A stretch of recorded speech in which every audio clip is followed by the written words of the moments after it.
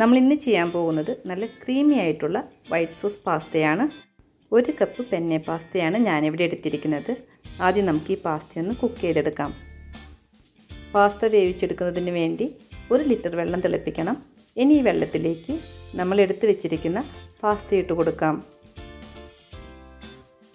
ഇതോടൊപ്പം 1 ടീസ്പൂൺ ഉപ്പും 1 table spoon refined ഓയിലും ഒഴിച്ചു കൊടുക്കാം. ഓരോ പാസ്തയുടെയും കുക്കിംഗ് ടൈം പാസ്ത പാക്കറ്റിൽ എഴുതിയിട്ടുണ്ടാകും. ഈ പാസ്തയുടെ കുക്കിംഗ് ടൈം 8 മിനിറ്റാണ്. 8 മിനിറ്റിന് ശേഷം ഈ പാസ്ത വെന്തിട്ടുണ്ടോ എന്ന് ചെക്ക് ചെയ്ത് നോക്കാം. ഒരു പാസ്ത എടുത്ത ശേഷം 1 സ്പൂൺ യൂസ് ചെയ്ത് 2ആയി കട്ട് ചെയ്ത് നോക്കണം. ഈസിയായി മുറിഞ്ഞു വരുന്നുണ്ടെങ്കിൽ ഇത് പെർഫെക്റ്റായി കുക്ക്ഡ് ആയിട്ടുണ്ട്. ഉടനെ തന്നെ നമുക്ക് ഈ പാസ്ത വെള്ളത്തിൽ നിന്നും കോരി മാറ്റാം. ഇനി ചൂടായൊരു പാനിലേക്ക് 1 ടേബിൾ സ്പൂൺ ബട്ടർ ഇട്ട് കൊടുക്കാം.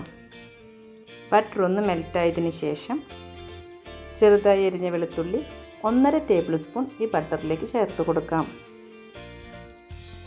വെളുത്തുള്ളി ഒരു ലൈറ്റ് ബ്രൗൺ ഷെയ്ഡ് ആകുന്നത് വരെ സോട്ട് ചെയ്തെടുക്കാം. ഇതിലേക്ക് ഇനി ചെറുതായി എരിഞ്ഞ ക്യാരറ്റ് 1/2 കപ്പോളം ഇട്ട് കൊടുക്കണം.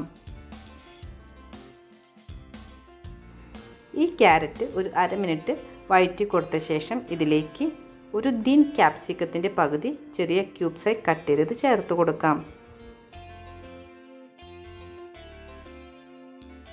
ഈ ക്യാരറ്റും ക്യാപ്സിക്കവും 2 മിനിറ്റ് ഹൈ ഫ്ലെയിമിൽ കുക്ക് ചെയ്ത ശേഷം പാനിൽ നിന്നും മാറ്റാം.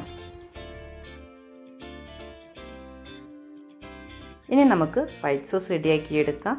അതേ പാനിലേക്ക് തന്നെ 3 ടേബിൾ സ്പൂൺ ബട്ടർ ഇട്ട് കൊടുക്കാം. നമ്മുടെ പാസ്തയ്ക്ക് സിൽക്കി അപ്പിയറൻസ് കൊടുക്കുന്നത് ഈ ബട്ടറാണ്. അതുകൊണ്ട് ബട്ടർ മെൽറ്റായി ബ്രൗൺ കളർ ആകുന്നതിന് മുൻപ് തന്നെ മൈദ ആഡ് ചെയ്യണം. ഞാനിവിടെ 2 ടേബിൾ സ്പൂൺ മൈദയാണ് ഇതിലേക്ക് ചേർത്ത് കൊടുത്തത്. മൈദയുടെ പച്ചമണം മാറുന്നത് വരെ തുടർച്ചയായി ഇളക്കി കൊടുത്ത് റോസ്റ്റ് ചെയ്തെടുക്കാം.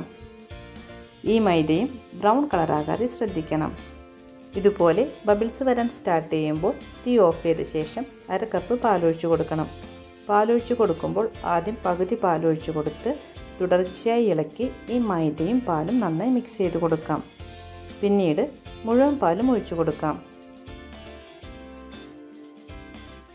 ഇനി ഇത് ഒരു വിസ്ക് യൂസ് ചെയ്ത് കട്ട കെട്ടാതെ, അതായത് ഒട്ടും തരികളില്ലാതെ നന്നായി യോജിപ്പിച്ചെടുക്കണം. നേരത്തെ നമ്മളിതിലേക്ക് 1/2 കപ്പ് പാലാണ് ചേർത്ത് കൊടുത്തത്. ഇനി 1 കപ്പ് പാല് കൂടി ഒഴിച്ചു കൊടുക്കണം.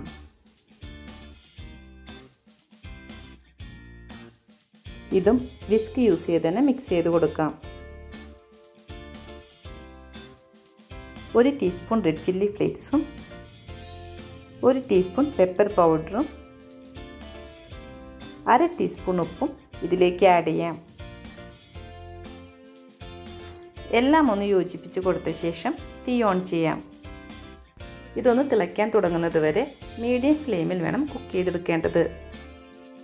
1-2 ബബിൾസ് വരുമ്പോഴേക്കും തീ ലോ ഫ്ലെയിമിലേക്ക് സെറ്റ് ചെയ്ത ശേഷം നമ്മൾ നേരത്തെ റെഡിയാക്കി വെച്ചിരിക്കുന്ന വെജിറ്റബിൾസ് ഇതിലേക്ക് ഇട്ട് കൊടുക്കാം.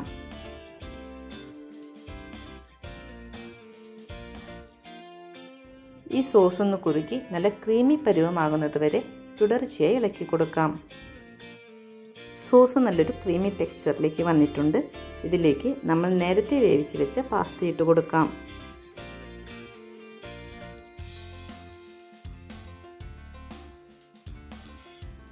പാസ്ത പൊട്ടിപ്പോകാതെ മെല്ലെ 1 മിനിറ്റോളം ഈ പാസ്തയും സോസും ഇളക്കി യോജിപ്പിക്കാം.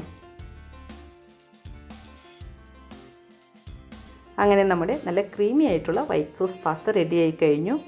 അപ്പോൾ ഈ റെസിപ്പി നിങ്ങൾ ട്രൈ ചെയ്ത് നോക്കിയിട്ട് ഫീഡ്ബാക്ക് കമൻസിലൂടെ അറിയിക്കുവാൻ മറക്കരുത്. ഇനി നമുക്കൊരു നെക്സ്റ്റ് വ്ലോഗുമായി കാണാം. Thank you.